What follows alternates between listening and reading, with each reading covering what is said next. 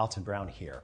I've watched quite a few cooking videos on this platform, and I think that maybe it's time that we get back to some basics. For instance, the baked potato. The potato, in this case, a Burbank russet potato, named after Luther Burbank, the American plant geneticist who developed it. Of all the varieties available in American markets, the russet makes the best baking potato due mostly to its composition. You see, the russet here contains around 20% starch on average by weight. Now, think of starch as a long string of battery-like energy pods made of oxygen, carbon, and hydrogen.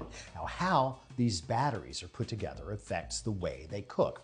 The two main starch structures in potatoes are amylose, which is kind of straight, and amylopectin, which is kind of like a tumbleweed, okay? Now, amylose cooks up kind of fluffy and separate, while amylopectin tangles into a kind of gel, all right? Yeah, they're pipe cleaners. I vibe old school. Okay, so about 26 to 30% of the starch inside russet potatoes is the amylose variety. So if we cook it right, we get fluffiness. But these aren't just like hanging around inside. Both amylose and amylopectin are wadded up and packed into tiny little granules. So when they heat up and interact with the moisture inside, they pop open. This process takes time, heat, and a wee bit of prep. First, wash the spud or spuds in question under running water. Dry thoroughly. Next, poke prodigiously with a fork to allow steam to vent during cooking. Skip this, and the texture will be dense. Then, rub with cooking oil. Not enough to drip, but enough to be slippery. And then sprinkle on about half a teaspoon of kosher salt. We'll get into why kosher is so special in another show. Park the spud or spuds directly on an oven rack set midpoint to the top third of your oven. And if you want, put a little drip pan underneath to catch, any drippage. And you can also totally do this in a toaster oven. I often do.